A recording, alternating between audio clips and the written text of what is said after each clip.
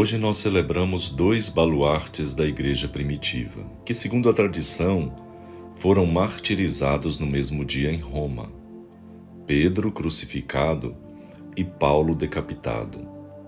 Na pessoa de Pedro destaca-se o pastor das comunidades, aquele que é referência da fé para os irmãos.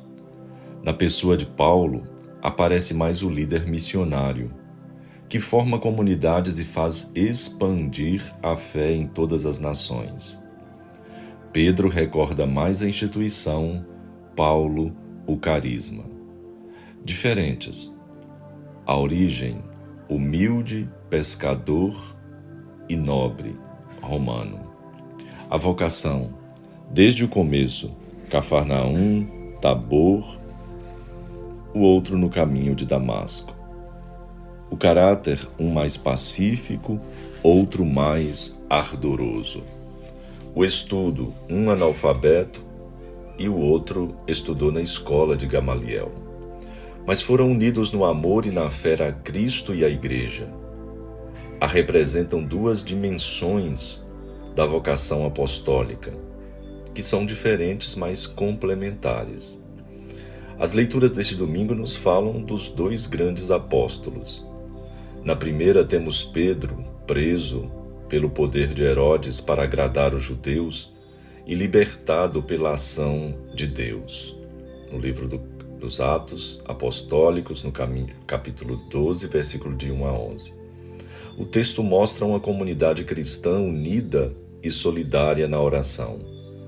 E Deus escuta a oração da comunidade, mostra a presença efetiva de Deus na caminhada da Igreja e o cuidado de Deus para os que lhe dão testemunho. O nosso Deus não nos abandona. Na segunda leitura vemos Paulo, aguardando o julgamento final. Já está velho e cansado, e ele escreve a Timóteo. É um testamento espiritual, onde ele diz: estou pronto, chegou a minha hora. Combati o bom combate, terminei a corrida, conservei a fé. E agora aguardo o prêmio dos justos. O Senhor esteve comigo, a Ele a glória. A própria morte, Paulo a vê como a libertação definitiva. Serenidade e confiança diante da morte, consciente de ter cumprido seu dever. Esse é o modelo de missionário ardoroso e entusiasta. No Evangelho segundo São Mateus, capítulo 16, versículo de 3 a 19, Pedro faz sua profissão de fé e recebe o primado. O texto tem duas partes. A primeira de caráter cristológico, que é uma identidade de Cristo, quem sou eu? No dizer dos homens, quem sou eu? É apenas um homem bom e justo. Na opinião dos discípulos, quem sou eu?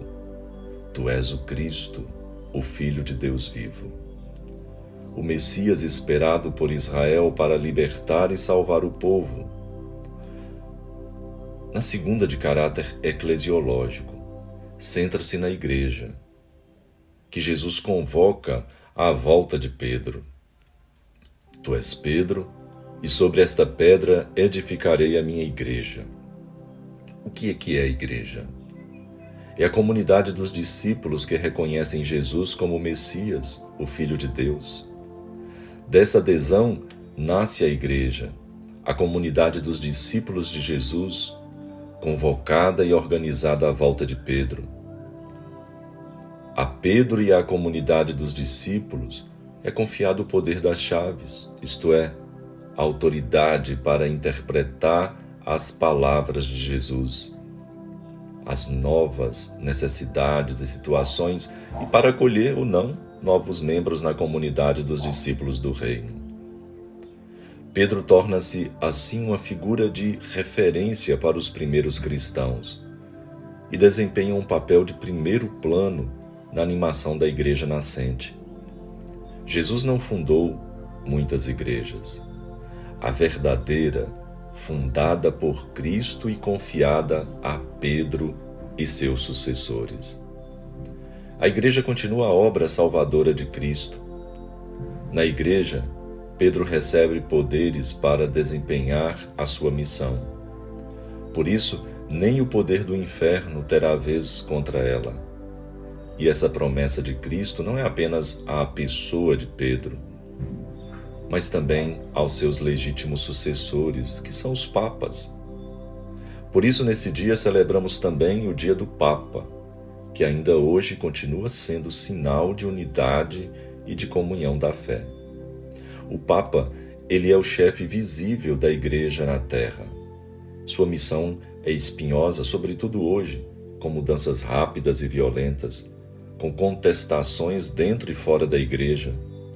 Como é difícil saber discernir no meio de tantas turbulências. Mas ele merece o nosso amor. Mas que não seja um amor só de palavras, mas um amor concreto, rezando por ele, escutando sua voz e praticando seus ensinamentos. A igreja é um corpo vivo que se constrói com pedras vivas. Todos nós colaboramos na construção da igreja, mas sob a guia e supervisão dos que são os sucessores de Pedro, o Papa, e dos demais apóstolos, os bispos. Relembrando a figura do Papa, continuemos a nossa oração pedindo a Deus que lhe dê muita luz para apontar sempre o melhor caminho para a igreja e muita força para enfrentar com otimismo e alegria as contestações desse mundo moderno. Louvado seja nosso Senhor Jesus Cristo, para sempre seja louvado. E abençoe-vos o Deus onipotente, o Pai, o Filho e o Espírito Santo, e permaneça para sempre. Fique em paz e até o nosso próximo encontro, meditando a liturgia dominical.